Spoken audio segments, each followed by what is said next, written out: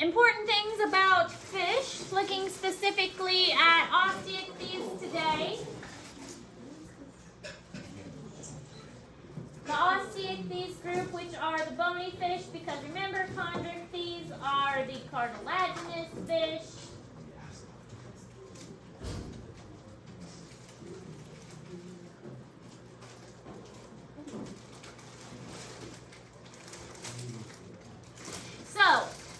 They also have a closed circulatory system. Now remember the difference between closed and open circulatory system. A closed circulatory means that the blood stays in the vessels, so it doesn't leave the vessels. Open circulatory, which is what we had in the like the insects, where the blood leaves the vessels and it sloshes around inside and then it's picked back up by the vessels. And when it's picked back up by the vessels, then it goes into the heart and the vessels again, only to be pumped back into the body cavity. So closed system is what we have, and it is found in more advanced animals, and it stays within the vessels and within the heart, and it doesn't leave unless it's damaged. Now they also have a two-chambered heart. Two-chambered heart is very primitive. We see more advanced hearts in the more advanced animals. We will see a three-chambered heart in amphibians, which is the next group of animals that we're going to do. Then we get to the four-chambered heart in birds, crocodiles, and alligators, and in mammals. So four-chambered hearts are the most advanced, which is what we have. So only two-chambered hearts in the perch and Ostiechthyes in general. Then there's something called the countercurrent oxygen exchange. This is a really important idea. With the countercurrent oxygen exchange, water is moving one way and blood is moving the other. So with this, we have blood going one direction. So this is the way that the blood is moving. And we have water going the other. This means that there's always fresh blood coming into contact with clean water. And this is really effective for the body to pick up fresh oxygen from the water. It is not the most effective breathing mechanism. Of all of the animals in the animal kingdom, what animal do you think has the most effective breathing? Aww. Actually birds. Yeah. Birds actually have the most effective breathing of all the animals in the animal kingdom. You might think it's mammals, but it's not. It's actually birds. Birds, well, okay, so when mammals breathe, we actually have a little bit of dead air that stays in our lungs. If we didn't, our lungs would collapse. So we always have a little bit of air. No matter how much we squeeze our lungs, we always have a little bit of dead air that stays in there. But birds, the way they have what are called sac lungs, and the series of lungs that they have always has a little bit of fresh air. Their air is always fresh. Every time they take a breath, they have fresh air flowing through. So they never have stale air. They always have fresh air, and that's because they have to fly, and so they need 100% fresh air every time. So of all the animals in the animal kingdom, birds have the most efficient respiratory system. We're okay, but we've got stale air that always stays in our lungs. Fish have it pretty good. They have this countercurrent oxygen exchange. This will actually be a question on your test on Friday, so make sure you kind of understand this idea. The water flows one way, the blood flows the other way. They're going opposite each other. And that opposite direction means that the water and the blood are always coming into contact with fresh oxygen, and so it is pretty effective. If they were going the same direction, then it wouldn't be quite as good at picking up fresh oxygen all the time.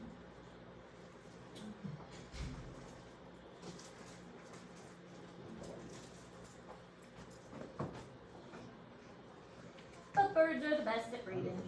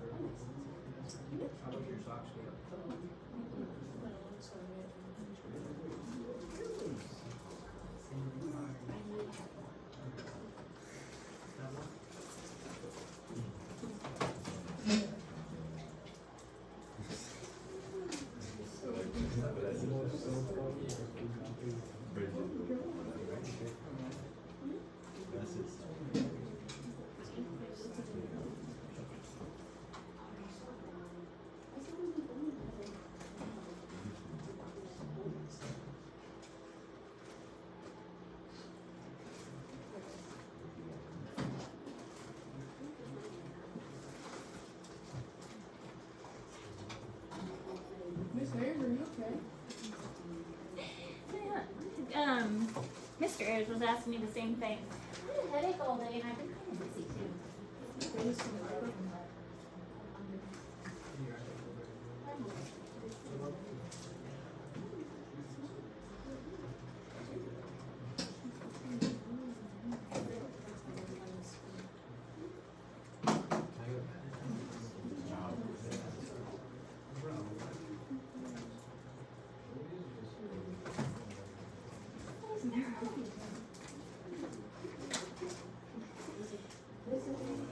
Alright, so this is showing the countercurrent gill exchange.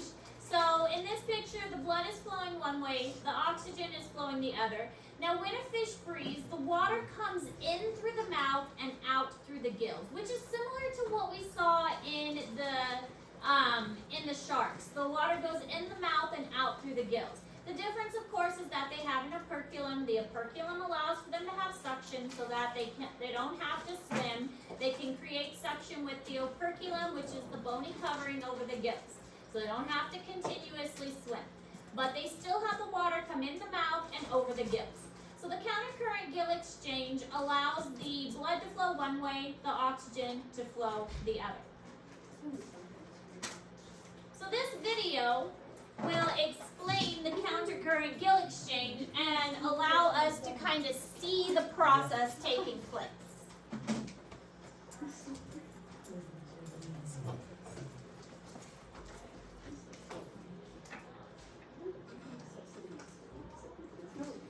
Unlike land animals, almost all fish breathe with oxygen from water. Instead of using lungs, fish breathe with organs called gills. Most fish have 4 pairs of gills enclosed in a gill chamber on each side of the head.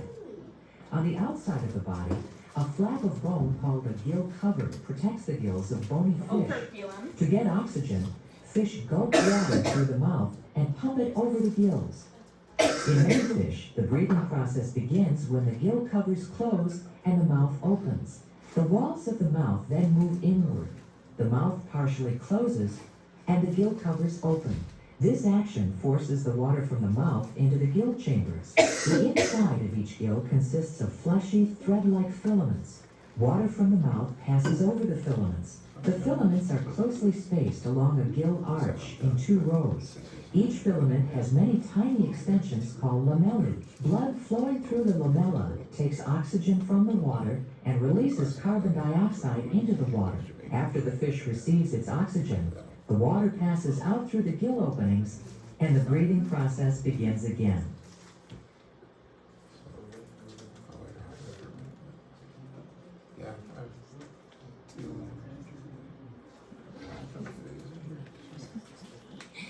Alright, so they also have something that's called a lateral line system. The lateral line system is unique to them as well. This is a series of holes on the side of the fish. You can actually see them on like goldfish, or if you go to like Bass Pro or any kind of aquarium really, and you look at the side of the fish, it's a series of little lines on their side, and it's a bunch of little holes.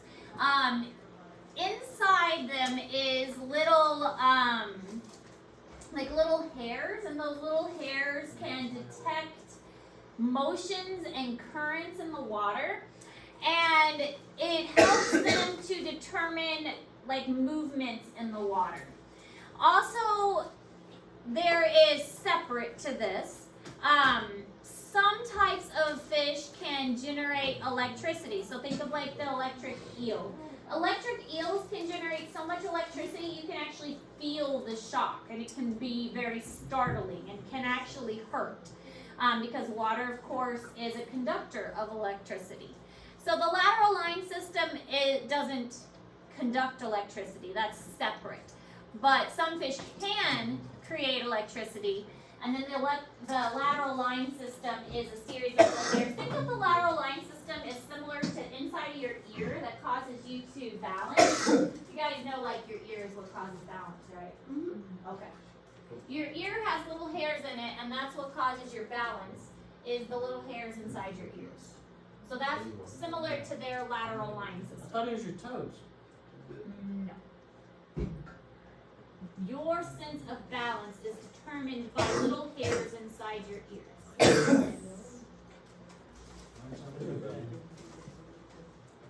I also teach anatomy.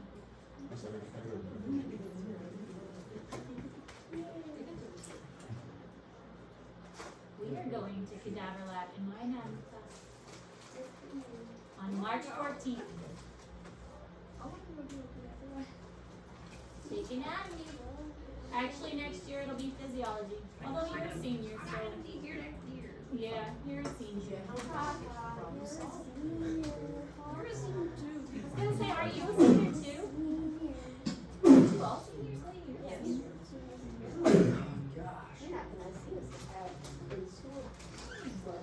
Let me start because I don't get to take as well because my first time coming. I had to wait until the second year. But I get to learn to play piano.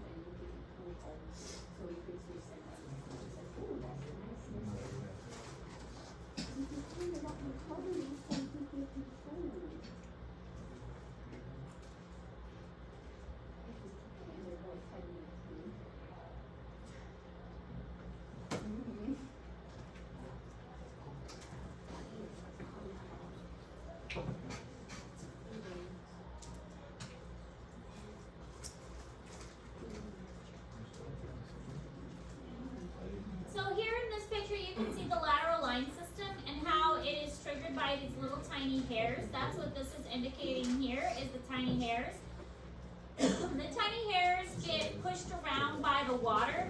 So as the water moves, the tiny hairs move with it, and those are the hairs trigger nerves that are underneath, and that sends signal to the fish to that the water has been disturbed somehow. And that means that the water something is moving the water, whether it is a current, whether it is a predator, whether it is something else. The water has been disturbed, so the fish should pay attention to that. Then there's this concept called osmoregulation. Osmoregulation is a big idea that water needs to be balanced. This goes into freshwater and saltwater balance, and it depends on whether the fish is in saltwater or freshwater. Now, obviously, ocean is salty, and then like the ponds around here are freshwater, so fish can be found in a freshwater environment or a saltwater environment. So we have marine or we have freshwater fish. So if a fish is in a pond, like we find here in Missouri, they're going to have different needs and different conditions than if it is found in the ocean. So it's a little bit different depending on where it's at. So let's think about a fish that is in freshwater first. If we go fishing here and we get a pond from a freshwater situation, the ones that we have found here that are in freshwater, they have salty bodies, and so by a process called osmosis, which you may or may not remember from from biology, which you've all taken biology, when an organism has a salty body and is placed in a fresh solution, what happens to the water when they're salty in a freshwater area? It turns salty. Not necessarily. What does the water do? The water goes from a fresh to what? Where's the water going to go? You guys need to review your biology. I don't think we've gone over that yet. Well, maybe not you, because you're still in biology. Water is going to go from a fresh solution into a salty solution. So if you have a fish that's in a freshwater pond, the water is going to naturally flow into a fish. So that means fish that live in a freshwater pond, the water is going to flow into them, which means the fish is not going to drink. The water's flowing into the fish naturally. So the fish isn't going to drink. The fish has got just water flowing into it. It also means the fish is going to urinate a lot to get rid of that extra water. The fish has got water just flowing into it all the time. But the reverse is true for a fish that lives in a salty area. If a fish is living in the ocean, that means the water is saltier outside of it. So the water is being pulled out of the fish. So it's really salty outside of the fish. So the water inside the fish is being pulled out of it and leaving the fish. So that means the fish needs more water. And so it's going to constantly be drinking to replace the water that it's losing. That also means a fish in a salty, saltwater ocean, it's not going to urinate very much. So it's trying to save as much water as possible because it's losing so much water. So, freshwater fish do not drink and they urinate a lot. Salty fish do drink and they urinate very little. By a process called osmoregulation, because they're trying to balance the water in their body. Does that make sense? Because there'll be a question about that on the test too. Are we confused? Does that make sense? I'm legitimately asking. I think it's good. Okay. Water tends to go wherever it is salty. So if we have a salty fish, or a sugary fish, it doesn't matter, whatever has a lot of concentration of stuff. A fish has a lot of concentration of stuff, so the water is going to go into the fish. Or, if we put a fish in a very salty place, water is going to leave the fish and go out of the fish.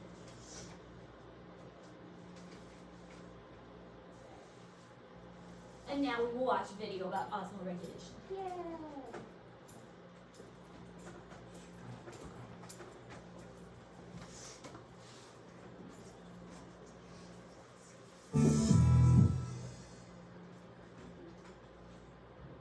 All living things on Earth need water because the chemical reactions that make life possible happen in an aqueous solution, which means us land animals have to drink it to keep it inside of us all the time. But what about fish? It seems like since they're always in the aqueous solution of whatever body of water they're swimming around in, they wouldn't need to actually drink the stuff. But it turns out that some fish actually do need to drink and others do not. It depends on the fish and what kind of neighborhood it lives in. Water, you should know first of all, is really into finding a balance. If you have a membrane that water can pass through and there are different concentrations of salt on each side, then the water will always flow toward the saltier side of the membrane if the concentrations on both sides are the same. That means that freshwater fish have it easy. Since the concentration of salt in their bodies is higher than the concentration in the water, that fresh water just flows right in, mainly through their gills and into their bloodstream. They also swallow some water when they eat. I mean, it's kind of unavoidable, but they don't need to actively gulp down water. But in order to retain the balance of concentrations, the fish's tissues still need to have some salt in them. And that's where chloride cells come in. These are special cells in the gills that produce large amounts of an enzyme that controls the flow of dissolved salts, like sodium and potassium, across cell membranes. So in freshwater fish, these chloride cells work hard to bring just the right amount of salt into the fish's bloodstream. Now, saltwater fish have the opposite problem. For most of them, the concentration of salt in the water is higher than the concentration in their blood. That means that as they pass water over their gills to breathe, the higher concentration of salt outside of their body is constantly sucking water out of them. So these fish have to drink a lot,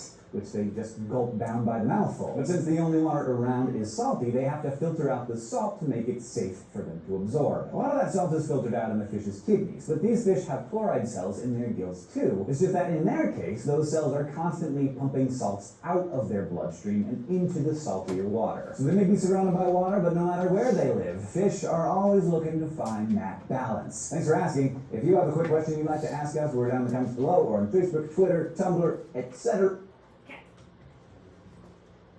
Comes down to salty or water. Alright, so reproduction. They can lay hundreds or thousands of eggs because what's going to happen to most of those eggs? Nom nom. Most of the eggs are going to die. They are going to be eaten or not hatch or most probably eaten. So they lay lots and lots and lots of eggs in order for only a few to survive. That's the idea because most of them are not going to live to be adults. So the idea is let's lay a whole lot in order for hopefully a few of them to survive. They're often going to lay the eggs in large school of fish. So, and then spawn all at once, again, so this mixes up the genetic information. Most of them are oviparous. Oviparous means, it was one of our bell words. There's oviparous, ovoviviparous, and viviparous. Oh, that's a short. Oviparous is, So that's With giving birth bones. to animals through eggs, and then the other one is the animal is created inside the egg in the mother's body, and then hatches inside the mother's stomach, and then is birthed, and then viparous is whenever it's just like a live birth. excellent. Good job, Lydia. Give me a second. You did You it. are so smart. Oviparous is egg laying, so just straight up egg laying. Ovoviviparous was the shark, where they have the egg inside and it hatches inside, and then it looks like it's giving live birth. And then viviparous is just live birth. So humans are viviparous, it's a live birth. Good job. So most of the fish are oviparous, so egg laying. Many fish do not care for their young. They lay the eggs and then they go away. It's not always true. Seahorses, not really seahorses, but the dad cares for the babies in a pouch, so that's not always true. I mean, sometimes they take care of the young. And some of them will brood them in the mouth, so they like put the babies in the mouth and take care of them there. So sometimes they take care of the young, but not always. Most of the time they don't.